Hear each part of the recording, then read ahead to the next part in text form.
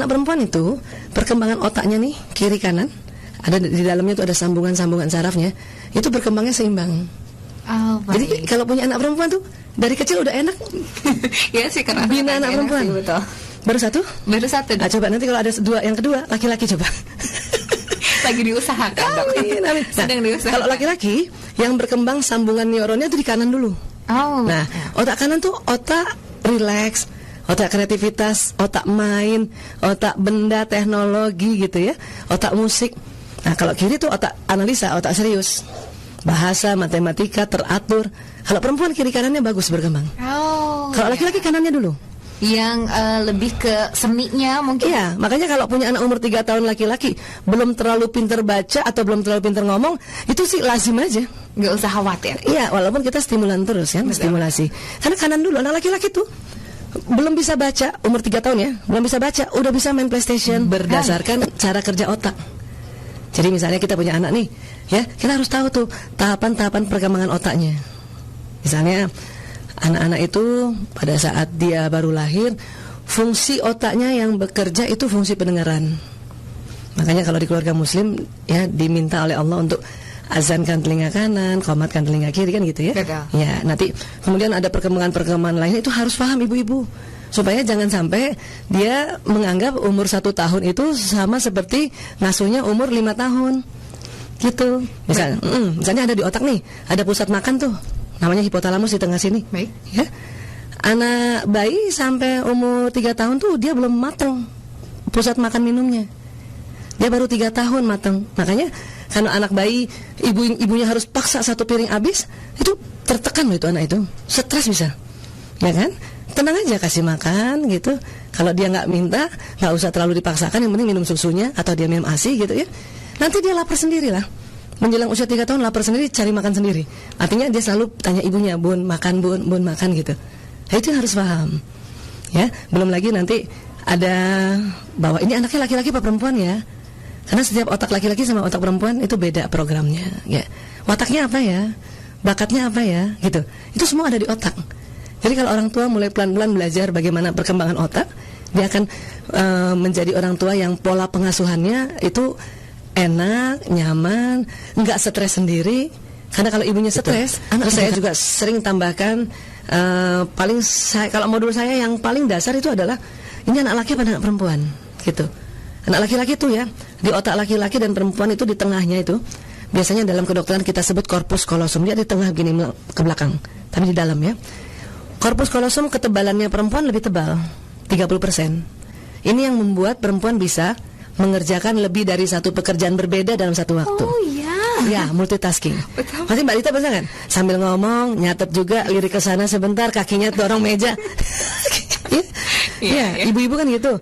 Masak, suapin anak, jawab WA, kakinya ngepel gitu. Ya kan? Pantatnya tutup lemari. Bisa. Oh, itu ternyata itu anatomi otak perempuan. Oh, baik. Laki-laki, corpus callosum yang melengkung di dalam itu lebih tipis 30%. Sehingga membuat laki-laki kalau mengerjakan sesuatu di depannya, di atas 10 menit dia konsentrasi, pendengaran menurun. Maka kalau ibunya manggil, istrinya manggil, itu baru panggilan ketiga baru jawab. Iya dong, harus sampai disamperin loh. Ya, itu bukan sengaja. Memang sedang konsentrasi. Oh, baik. Gitu. Baik, kalau gitu berarti aku nggak akan ngomel-ngomel lagi. Nggak usah. Kalau perlu pulang minta maaf. Oh, baik. Nanti beres ini, Dok ya. Dokter, apa manfaat dari tujuan dari ilmu neoparenting ini? Ya, jadi kita bisa mendampingi perkembangan anak kan berdasarkan otaknya, sehingga anak itu tidak mudah depresi, tidak mudah stres gitu. Jadi anak tumbuh dengan perasaan nyaman, bahagia, dan aman juga. Kita juga nggak usah terlalu banyak ya menuntut macam-macam di tahapan-tahapan perkembangan ini. Tenang aja, anak laki tuh banyak ibu-ibu heran, Bu Aisyah, anak laki saya main terus. Saya bilang emang otaknya, kok gitu? Makanya belajar. Nah setelah belajar dia gembira, oh gitu. Bu Aisyah, anak laki saya kok nggak pernah ya ranking 1. Itu anak laki. Kenapa? Karena sekolah yang dibuat ranking 1, yang disebut ranking 1 yang jago matematika, yang jago bahasa, datang tidak terlambat, apa-apa rapi. Itu milik otak perempuan itu. Jarang laki-laki ranking 1 itu jarang. Tapi ya sabarlah, anak laki-laki di atas umur 18 tahun, otak kiri dan kanannya baru sempurna, baru seimbang. Makanya anak laki itu keren pada saat sudah mahasiswa.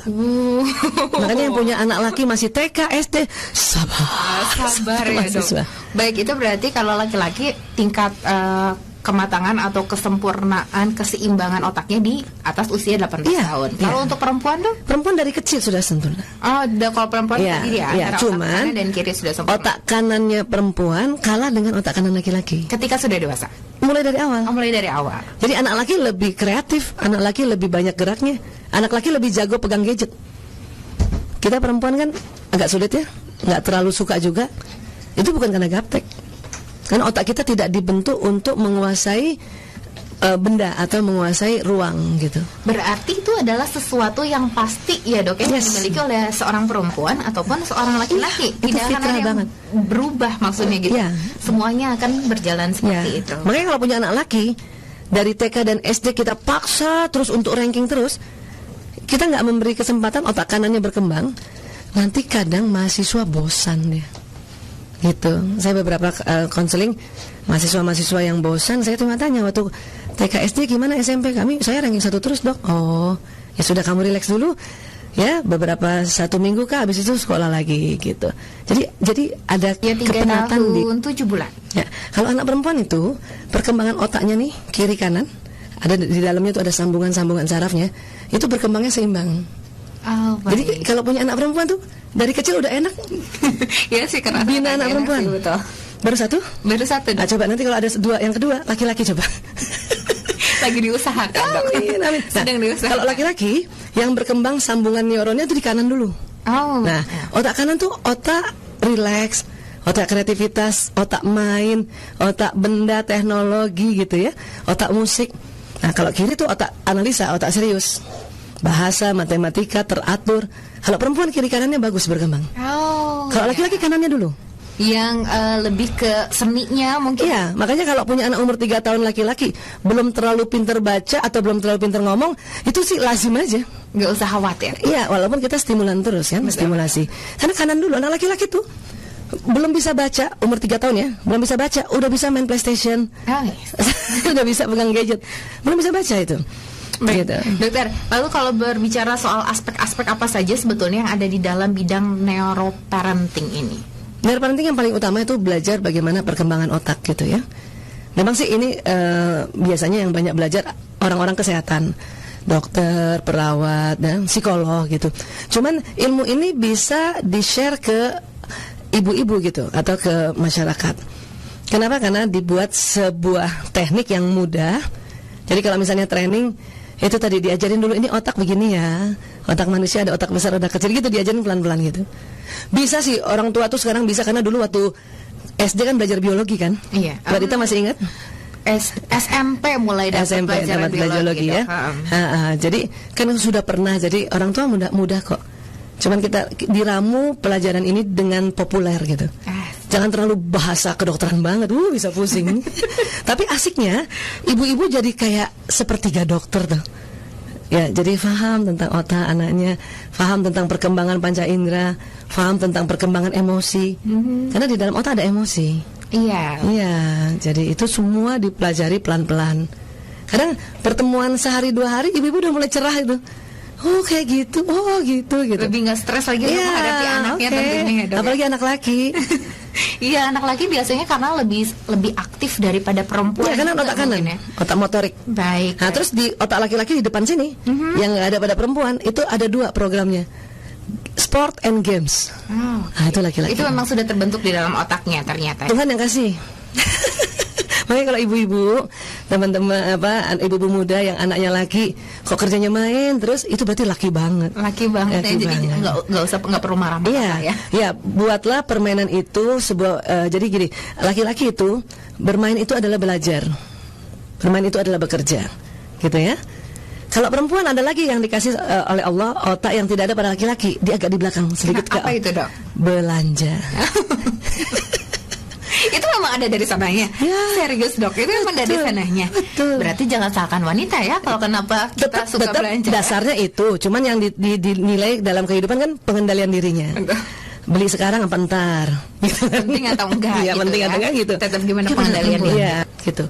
Anak laki-laki itu ya, di otak laki-laki dan perempuan itu di tengahnya itu biasanya dalam kedokteran kita sebut corpus callosum. Dia di tengah gini ke belakang, tapi di dalam ya.